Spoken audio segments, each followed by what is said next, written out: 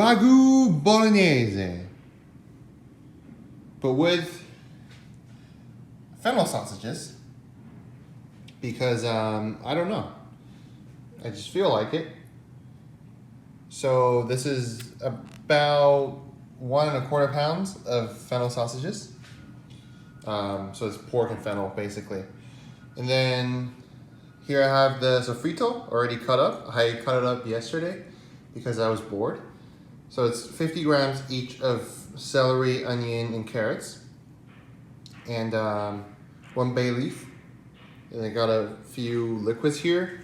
So it's about a cup of milk, about a cup of chicken stock. Probably I'm gonna use about ½ a cup of dry white wine. And then when all this is done, I'm obviously gonna boil some pasta, mix this together, finish it off with some Parmesan cheese. Oh, and some tomato paste as well. Okay, so I'm gonna start by sauteing the sausage because I want the fat to release. If the pan gets, you know, a little bit too hot or a little bit too dry, then I might start adding a little olive oil to moisten it up a little bit. So again, close up, this is how I do it. Use a paring knife and just kind of pierce it open. See? And then you can just peel it off. I don't want the pork to brown. I just want it to render some of the fat out. Okay? That goes in, and I'm gonna kind of cut it up a little bit. Okay, and apparently the pan is a little bit too hot, so I'm gonna go in with a couple tablespoons of olive oil.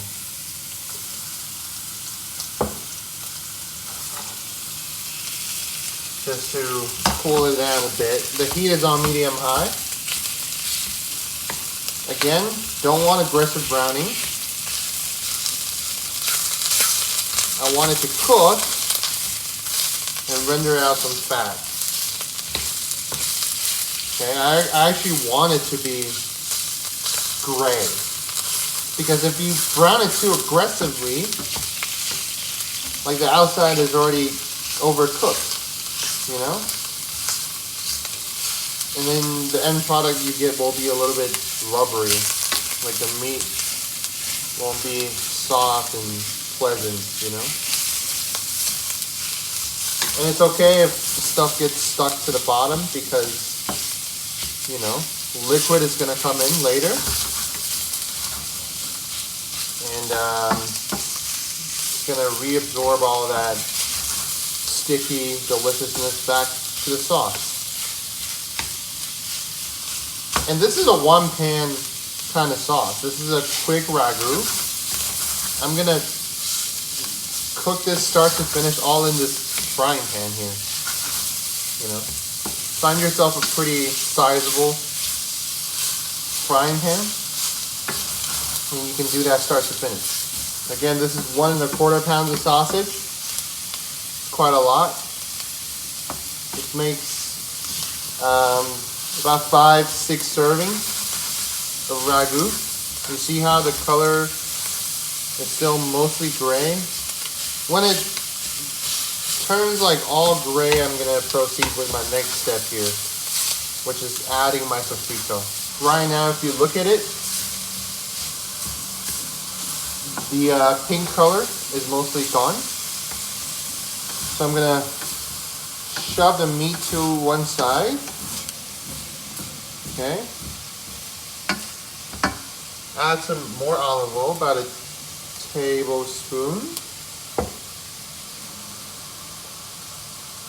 And then I'm gonna go in with my sofrito and my vegetable mix. Now, the more traditional or the more popular way of making ragu is you start with this.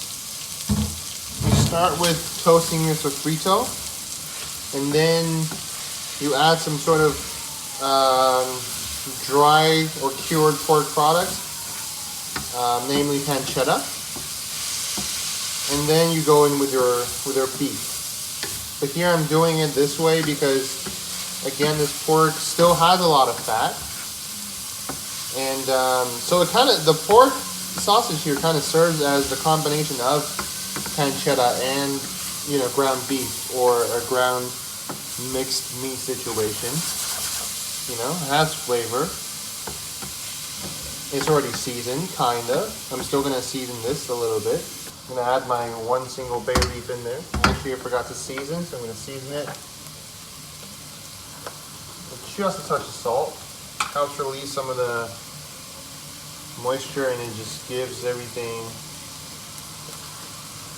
a baseline flavor. This is about a cup here. Let's see. Might add half of this for now. See how it goes. So right there, half a cup. And wait for it to evaporate. A good old electric burner. Doesn't really burn anything. It's just slowly heat up things. All right. Tomato paste. I'm gonna add. This is about 2.5 to 3 tablespoons, I would say. Not measuring it, but it looks like it's that much. I'm just gonna let it toast off in the center for a bit. And when people on YouTube say, "Oh, toast off your tomato paste," they never show the footage. It takes time. You can't just like squeeze it on there and then wait 5 seconds and spread it out. You gotta let it toast off. See how it stains the pan? That's what I want. And now, mix that in. So now, chicken stock and milk goes in. First off, it's 1 cup chicken stock. Immediately shuts off all the noises. That's kind of depressing, you know? It's about a cup of milk. If you're adding milk, you know, get the full fat stuff. Otherwise, you might as well not add it at all. And now I'm gonna bring this up to a boil, which is gonna take 2 years. That came up to a boil faster than I thought. I think I'm gonna turn the heat down to medium and see how it goes. I want it to be simmering like this, but like less vigorously. So we'll see. It looks pretty good. Turn it down a little bit. I think I'm gonna stop at medium low. I'm not gonna turn it all the way down low. If I turn it all the way down low, there's not gonna be bubbles. You know, I'm not making a 24-hour, you know, brodo here. I still want some evaporation. And before I leave it alone, I'm gonna add a little bit of pepper in there. A few twists. It's been 45 minutes.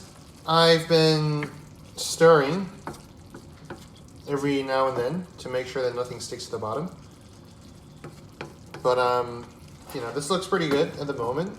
Still needs to thicken up or dry a little bit. As you can see, it's still pretty watery. But it tastes pretty good. I've already tried it. Now I'm gonna start my pot of pasta water. And I'm just gonna wait for this to tighten up a little bit. It's almost there. So there's not a lot of tomato products in it, so it doesn't look that red. But it tastes pretty tomatoey. It tastes tomatoey, it tastes very, very savory from all the umami in the sofrito and the chicken stock. And the meat is pretty soft. It's very fennel forward because it's, you know, made from fennel sausages. Probably should have picked a milder sausage, but I mean, it still tastes good, don't get me wrong. You take the bay leaf out now, it's done its job. Okay, this sauce here is looking real nice. It looks like it's done. So I'm gonna scoop most of this out, store it in a quart container. I'm cooking about 100 grams of pasta. So yeah, this looks like a good amount. I'm gonna scoop a couple of tablespoons of pasta water to here. Touch more pasta water. Don't want too much because it's salted. Okay, it's about 7 minutes. Pasta going in. Just want to mix it with the sauce. And don't want to drain it with sauce. Touch more water because I'm gonna add some cheese in there. At this point, the heat is completely off. I don't want anything to boil. Everything has the residual heat to allow me to bring everything together. The Parmesan cheese, wrong side. Just want to emulsify the cheese in here. That's the benefit of using a microplane. You get super finely grated cheese. Yeah, this is looking good. Nice and silky smooth. It's all nice and coated. And call this done. This is not a tomato sauce, it's a meat sauce. And it tastes meaty. And pretty much only meaty and nothing else. Everything else is there to bring out the meaty flavor, you know? The noodles are borderline undercooked because if I cook the noodles to the package instructions, then everything's like soft. This way the noodles kind of stand out.